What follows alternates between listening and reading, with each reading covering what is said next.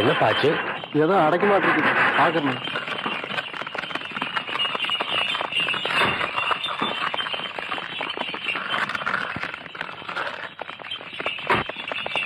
தம்பி கொஞ்சம் வண்டியை நிறுத்துங்க. இவ்வளவு பேர் வண்டியை கட்டிட்டு போறீங்களே, இந்த பக்கத்துல ஏதாவது திருவிழாவா? ஐயா, 20 வருஷத்துக்கு முன்னாடி 18 பட்டிக்கும் ஒரு தனி மனுஷருக்கு ஒரு பஞ்சாயத்து இருந்தது. அது தீர்ப்பாகாமலே நின்று போச்சு. அந்த பழைய வழக்க இன்னைக்கு விசாரிச்சு தீர்ப்பு சொல்ல போறாங்க.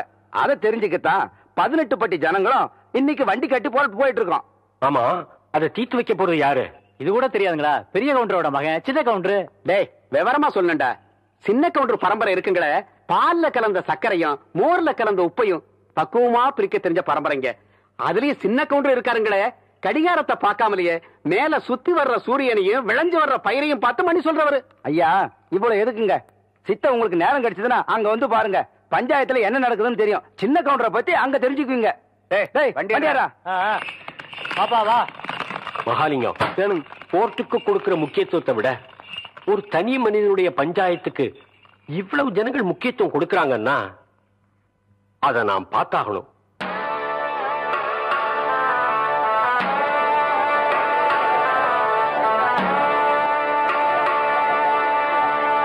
பதினஞ்சு வருஷமா இருண்டு கிடந்த இந்த 18 பட்டி கிராமத்துக்கும் இன்னைக்கு தான் விடுவி காலம் வரப்போகுது. பாருங்க கூட்டத்தை. ஆமாமா, சின்ன கவுண்டர் வராருன்னா சாதாரண விஷயங்களா? ஐயா, 18 பட்டி கிராமம் கூடி கிடக்குதுன்னா சூடு சொரணை இல்லாம இல்ல, எதையும் நல்லபடி பேசி தீர்த்துக்கலாம்னுதா.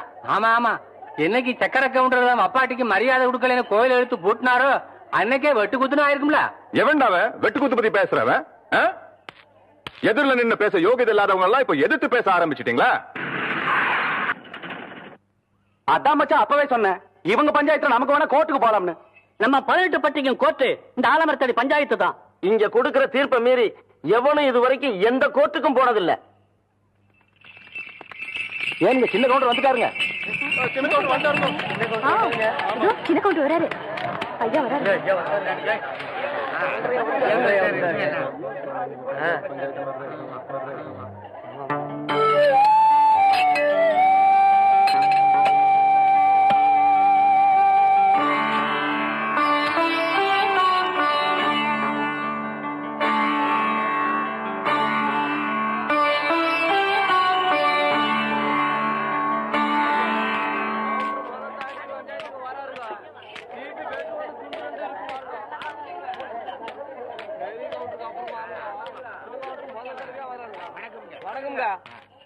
எல்லாருக்கும் வணக்கம்.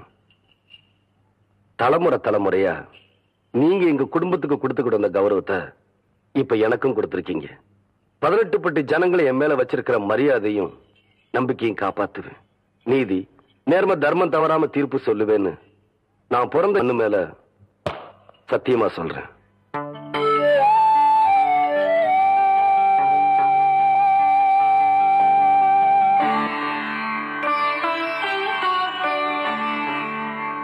வழக்க ஆரம்பிக்கலாம். உங்களுக்கு தெரியாதுல்ல தம்பி, 15 வருஷத்துக்கு முன்னாடி பண்டிக்கார மாகாளியம்மன் கோயில் கட்டணும்னு சொல்லி உங்க அப்பார் தலைமையில கூடி முடிவெடுத்து ஒரு கோவிலையும் கட்டி முடிச்சோம். கோவில் கும்பாபிஷேகத்தன்னைக்கு கோவில் கட்டி இருக்கிற இடம் இந்த அம்மாவுக்குத்தான் சொந்தம்னு சொல்லி கும்பாபிஷேகத்தையே தடுத்து நிறுத்தி போட்டாரு உங்க மச்சான். கும்பாபிஷேகத்தன்னைக்கு சக்கர கவுண்டர் அந்த கோயிலையே பூட்டி போட்டு போயிட்டாரு தம்பி. ஏன் என்னன்னு கேட்டா, சங்கரபாண்டி வாத்தியாரு அந்த நிலத்தை இந்த நரசம்மா பேருக்கு கரையம் பண்ணி கொடுத்துட்டாருன்னு சொல்றாருங்க. ஆனா அது புறம்போக்கு நிலம் தம்பியோ. யோ, அதாயா பிரச்சனையே. அது முடிவாக எப்படியா புறம்போக்குனாலும் சொல்லலாம். அடா, அது உங்க நிலமாவே இருக்கட்டும். கோயில் கட்டி முடிச்சதுக்கு அப்புறம் சொந்தம் கொண்டாடுற தப்பு இல்லையா? இத பாருங்க தம்பி, பஞ்சாயத்துல நாங்க உங்களுக்கு நிலம் வாங்கி தரோம், அதை நீங்க வாங்கிக்கங்க. எங்களுக்கு எங்க நிலம் தான் வேணும். வேணா அந்த கட்டின கோயில தோண்டெடுத்து வேற இடத்துல வச்சுக்கோங்க. பசு பால் கொடுக்குங்கிறதுக்காக கொம்புல கறந்தா பால் வராது, மடியில தான் கறக்கணும். அதே மாதிரி சாமி எல்லா இடத்துல இருந்தாலும் கும்பிடுறதுக்குன்னு ஒரு இடம் வேணும். அதுக்கு பேரு தான் கோயில். அதை தூக்கி வச்சு விளையாடுறதுக்கு மனுஷனுக்கு சக்தி கிடையாது. அதுல போய் நாம தகராறும் பண்ணக்கூடாது. யோ, நாங்க ஒண்ணு தகராறு பண்ண வரலையா? யார் பார்த்து என்ன பேச்சு பேசுறா?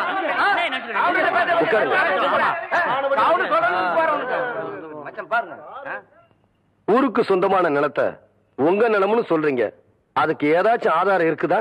இருக்கு. டேய், அந்த இடம் இவ பேர் தான் இருக்குங்கிற கிரைய பத்திரத்தை கொடுற. அடிக்கட்டும், வேடிக்கை பாரு. இந்தா படிச்சு காட்டியா? படிங்க என்ன. கோவை ஜில்லா காரைமடை பஞ்சாயத்து முல்லைப்பாளையம் கிராமத்தைச் சேர்ந்த சுப்பிரமணியன் புதல்வரான சங்கரபாண்டி எழுதி கொடுத்த கிரைய பத்திரம். மேற்படி பஞ்சாயத்தில் கிழக்கே வல்லமலை அடிவாரத்திலிருந்து தெற்கே தேவிப்பட்டணம் ஏரிக்கரையை சுற்றி வடக்கே சேத்துமடை ஜமீன் தோட்டம் எல்லை வரை உள்ள 5 வேலி நிலத்தை கோவில்பாளையம் சுந்தரி அம்மாளுக்கு ரூபாய் 20,000 ரொக்கத்துக்கு விற்ற வகையில் முழு தொகையும் ரொக்கமாகவே பெற்றுக் கொண்டேன். இப்படிக்கு சங்கரபாண்டிய வாத்தியார். என்னன்னு சொல்றீங்க? சங்கரபாண்டிய வாத்தியார் கையெழுத்து போட்டு கொடுத்திருக்காரா? ஆமாங்க தம்பி, அவரே போட்டிருக்காருங்க. ஏன் மகாலிங்கம், இதே கேஸ் நம்ம கோர்ட்டுக்கு வந்துச்சுன்னா ஜட்ஜ்மெண்ட் சொல்ல எவ்வளவு வருஷம் ஆகும்? ஒரு 15 வருஷம் போட்டு ஜவ்வில பெடுத்துற மாட்டீங்க. என்ன சொன்ன? உண்மை தான் சொன்ன. சுமாரியா? அப்படின்னா இந்த பஞ்சாயத்துக்கு தீர்ப்பு சொல்ல வேண்டிய நேரம் வந்துருச்சு.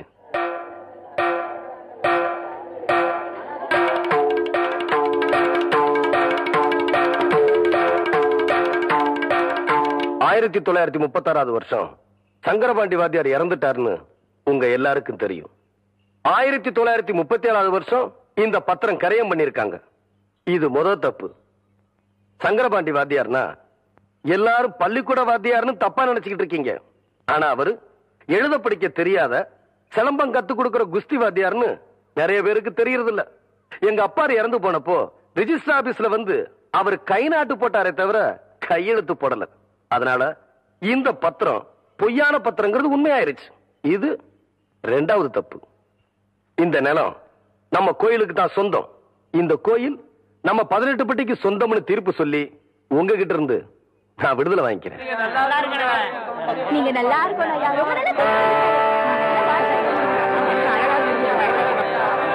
பல வருஷங்கள் நடத்த வேண்டிய இந்த கேஸ இந்த பையன் எப்படிடா 15 நிமிஷத்துல தீர்ப்பு சொல்லிட்டான்? அவர் ஒண்ணு உங்களை மாதிரி சம்பளம் வாங்கி வச்சு போட்டு தீர்ப்பு சொல்ல சர்ச்சை இல்லைங்களே. படிக்காதவங்களுக்கு எப்பவுமே வெட்டொன்னு தூண்டுறேன்டுங்க. புறப்படலாங்க.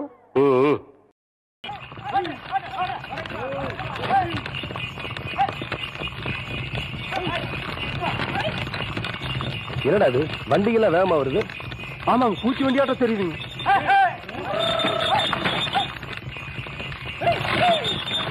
வண்டி வடக்கு திருப்பு. சரி.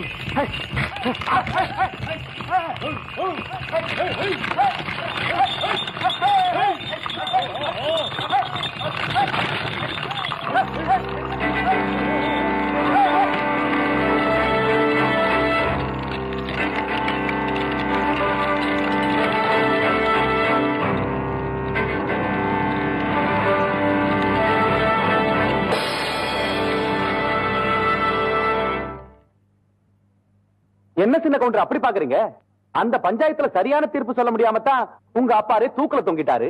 அப்படி இருக்கும்போது நீங்க சொன்ன தீர்ப்பு தப்புதான் எடுத்துக்காட்ட வேணாம். அதுக்கு தான் இத்தனை பேர் வந்திருக்கோம். டேய், எடுத்துக்காட்டுங்கடா.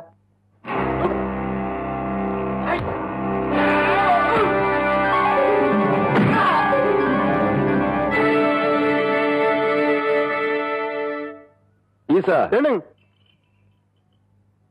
இந்த துண்டு மண்ணில் விழுந்தா ஆத்தா மனசு ஒத்துக்காதுல்ல. சரி, பத்திரமா கொண்டு போய் உள்ள வை. இந்த துண்டை இடுப்புல கட்டினா கோயிலுக்கு போறேன்னு அர்த்தம். இந்த துண்டை தோல்ல போட்டேன்னா தீர்ப்பு சொல்ல போறேன்னு அர்த்தம். இந்த துண்டை அப்படி எடுத்து வச்சேன்னா பட்டைய கலப்ப போறேன்னு அர்த்தம். டேய்,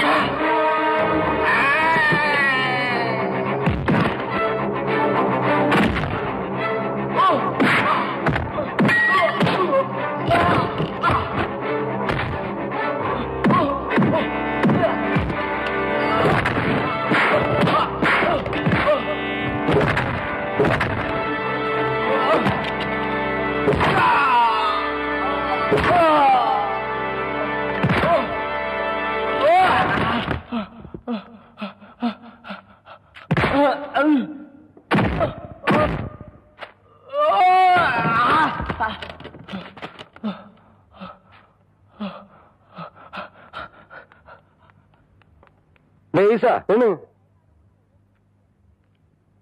என்ன நல்லா சுத்தி பாரு, அழுக்கு இருந்துற போது ஆத்தா பார்த்தா திட்டி போடும். ஆஹா, சுத்தமா வெளுத்து கட்டணமா இருக்குது போங்க.